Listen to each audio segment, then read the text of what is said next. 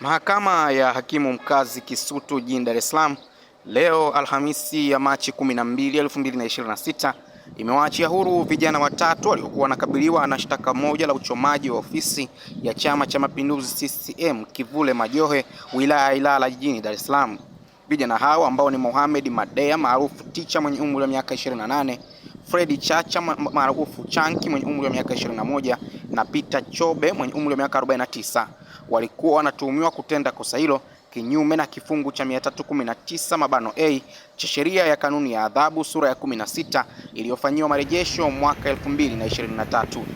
Katika kesi hiyo namba 28997 ya mwaka 2025 iliyokuwa inasikilizwa mbele ya hakimu mkazi mkuu Rahim Mushi, mahakama imewaachilia huru washtakiwa wote kutokana na kile kilichoelezwa kuwa ushahidi wa jamhuri umeshindwa kuishawishi mahakama kuwatia hatiani vijana hao ambao walidaiwa kutenda kosa hilo Oktoba 30 mwaka 2025 na walisomewa shtaka lao kwa mara ya kwanza mahakamani hapo Januari 22 mwaka 2026. Akizungumza na waandishi wa habari baada ya kutolewa kwa hukumu hiyo nje ya viunga vya mahakama ya hakimu mkazi Kisutu Dar es Salaam leo, wakili Madu William kutoka Kituo cha Sheria na Haki za Binadamu LHRC, ambaye kimsingi ndiye aliyekuwa anaongoza jopo la mawakili wa utetezi, amesema licha ya kwamba vijana hao wameachiwa huru, lakini wamerejeshwa tena gerezani kutokana na mashtaka ya uhaini yanayowakabili, wakidaiwa kuhusika na maandamano yaliyozaa vurugu zilizotokea nchini Oktoba 29, 2025, yani siku ya uchaguzi mkuu na siku zilizofuata. Naomba kutoa taarifa kwamba leo tarehe 12 ya mwezi Machi mwaka 2026 mahakama ya hakimu mkazi Kisutu mbele ya Mheshimiwa Mushi imewaachia huru watuhumiwa watatu kwa maana ya Mohamed na wenzake wawili waliokuwa wanakabiliwa na shtaka moja la uchomaji wa ofisi ya Chama cha Mapinduzi kule Kivule Majohe, wilaya ya Dar es Salaam.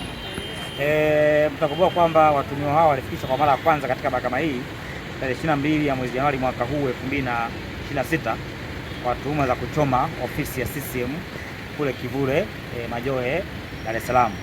Sasa katika uamuzi wake leo, Mheshimiwa Mushi, hakimu mkazi mwandamizi wa mahakama ya hakimu mkazi Kisutu, amebainisha kwamba jamhuri imeshindwa kuthibitisha pasi kuwa na shaka yoyote juu ya tuhuma za watuhumiwa kuhusika katika uchomaji wa ofisi ya CCM kwa sababu kubwa mbili. Sababu ya kwanza ni kwamba mashahidi wa jamhuri walitofautiana mmoja kwenda mwingine juu ya eneo la ofisi gani hasa iliyochomwa hiyo ya CCM.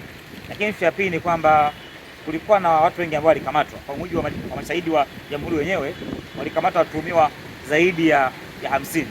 Sasa swali lilikuwa ni kwamba kwa nini watuhumiwa wengine 47 hakufikishwa mahakamani? Mashahidi ya jamhuri ndio swali hakulijibu. Na mimi kama wakili ni wahoji sana kwa kina, kwa nini mmekamata watu 50 alafu mmechagua watu watatu, watuhumiwa wengine wako wapi? Hilo swali na mahakama imejiuliza kwamba kama kuna watuhumiwa wengi zaidi, watuhumiwa wengine wako wapi? Kwa nini waliachiwa? Kwa nini hakuna upelelezi? Katika sababu hizo mbili tu, mahakama ikaona kwamba haina haja kwenda kwenye maeneo mengine na ikawaachilia huru watuhumiwa wote watatu kuanzia leo tarehe 12 Machi mwaka 2025. Sasa kwa kuwa waandishi mnakumbuka kwamba watuhumiwa hawa wana shtaka la uhaini ambalo liko mbele ya hakimu mwingine Mheshimiwa Hassan Makube, na jamhuri bado shtaka hilo halijalifuta, bado watuhumiwa wamerudi mahabusu kusubiria sasa jamhuri iliondoe shtaka hilo. Na kwa msingi huo ni wito wangu mimi sasa leo na ni ushauri wangu sasa kwa DPP kaka yangu Sylvester Makitaru, kama umeshindwa kuthibitisha mashtaka ya uchomaji mali, uchomaji wa ofisi ya CCM, sina imani, sina hakika kama utaweza kuthibitisha shtaka la uhaini. Kwa ni kuombe DPP wafutie hawa vijana shtaka la uhaini haraka iwezekanavyo bila kusita, warudi mitaani, waongee na familia zao katika ujenzi wa familia na taifa kwa ujumla.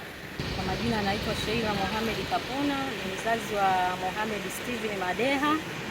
Niko hapa katika mahakama ya Kisutu leo tarehe 12. Tulikuja kusikiliza hukumu ya watoto wetu ambao walikuwa na kesi ya kuchoma moto ambayo ilitokea tarehe 29 kipindi cha uchaguzi, lakini nashukuru leo wameachiwa huru.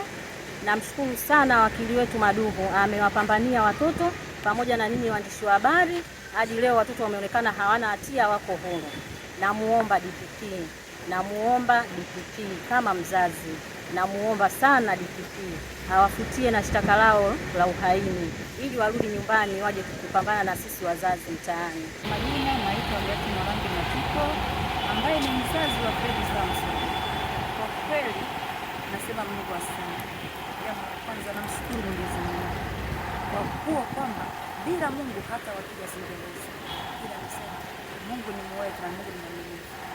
Sina budi kuwashukuru mawakili wetu wote wa haki za binadamu pamoja na hakimu. Mungu amesimama mbele yetu, ametenda jambo. Kwa kweli nasema asante. Mungu aendelee kuwapigania, aendelee kuwanyoshea mikono hata adui anayewazunguka. Mungu anaomba kupigana nao. Kwa kweli namshukuru Mungu, nasema asante Mungu kwa uwezo wake. Apambanie na wale wote waliobakia Mungu, ambao ni watoto wa wazazi wenzetu wanaolia kama sisi. Mungu aendelee kupigana nao ili kusudi na wenyewe watoto waachwe huru wakashiriki za maisha yao na wazazi wao. Tunamwomba DPP atufanyie wepesi, Mungu asimame katikati yake ili kusudi apate kuachia hao vijana wetu warudi nyumbani. Tunawakumbuka miezi mingi mpaka tunawatamani hata kuwaona. Kwa kweli tunasema Mungu